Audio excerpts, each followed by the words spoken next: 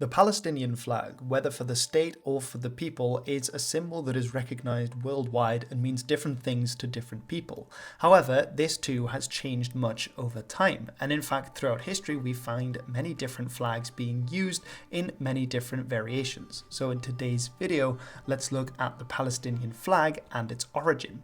So to look at the Palestinian flag, we see that the main colours on this flag are the pan-Arab colours, and this will be a central concept for understanding the symbolism behind it. Now the pan-Arab colours of white, black, red and green are said to go back to the early caliphs and Muslim rulers.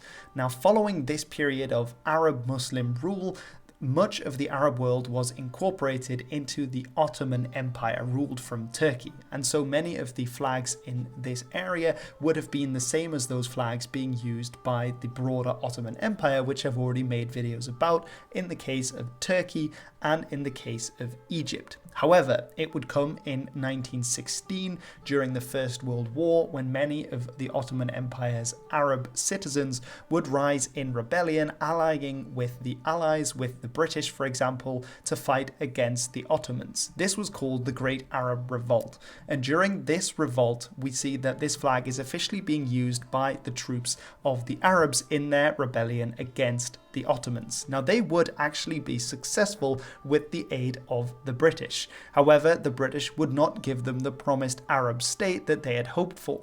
It's important also to realise that while during the war we find the flag with the colours going black, green, white, following the end of the war and in 1920 the colours were somewhat reversed to the more aesthetically pleasing variation of black, white and green, and at this point we should already be recognising something of the future flags to come.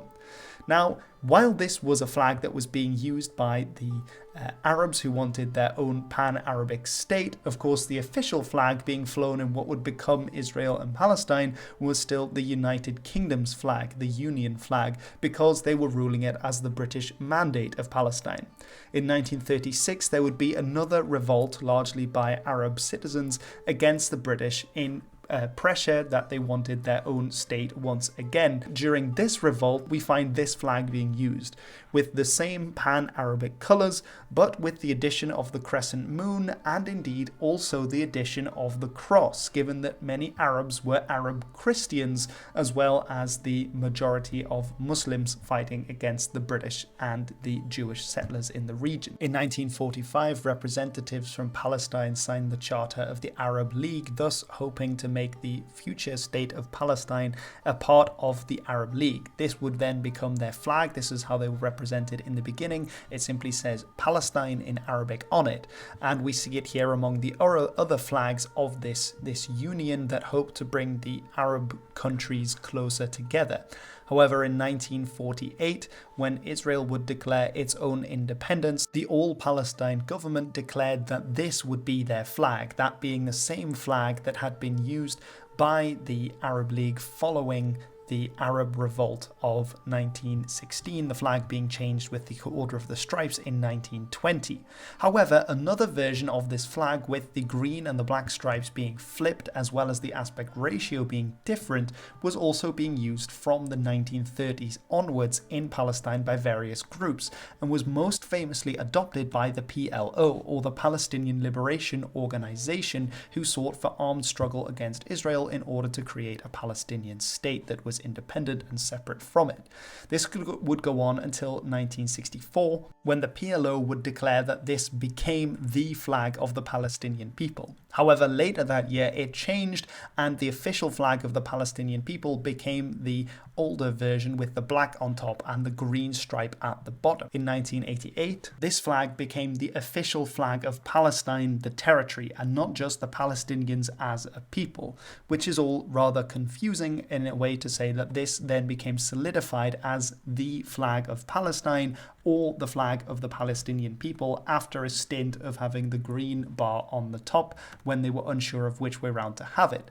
There were also several other versions of the flag that were used, mainly with the triangle of different sizes. This may have been either to emulate or to differentiate itself from the myriad of other flags with very similar designs being used and still being used by various other Arab countries in the Middle East and North Africa to this day. Now, the Palestinian flag is quite a controversial one within Israel, and actually following the 1967 Six-Day War, when Israel's borders greatly expanded given the territory that it had captured from its enemies, the Palestinian flag was actually banned for a while within the state of Israel. Now, this was overturned in 1993 as a result of part of the Oslo Accords to create a lasting peace in the region. However, the Palestinian flag remains a controversial symbol within Israel, and often at protests these flags are taken to be illegal and are torn from protesters' hands, while officially it is allowed to be flown. There was even rumours of recently that there would be changes to Israeli laws in terms of the Palestinian flag, and given the current situation and the way that things are going, this may still be enforced yet. However, that is the history behind the Palestinian flag, how it has changed over time, and why it incorporates the pan-Arab colours. It's one of the most recognised flags today and remains a symbol that means very different things to different people, and that is about as objectively as I can put that. But anyway, everyone, thank you very much for watching this video about the Palestinian flag and its history. I can make a similar one about the Israeli flag as well, given that people are, for obvious reasons, interested in finding out a little bit more about this region, given everything that's going on. I hope this has been an interesting video in any case. I'm trying to make informative videos that aren't too long to watch so that people can get some information, some basic information to take away. But obviously it's very hard to include all the information and every single nuance that there is in such a short video. But that is what you get when you watch a YouTube video rather than a 3-hour documentary. Sometimes it is like that.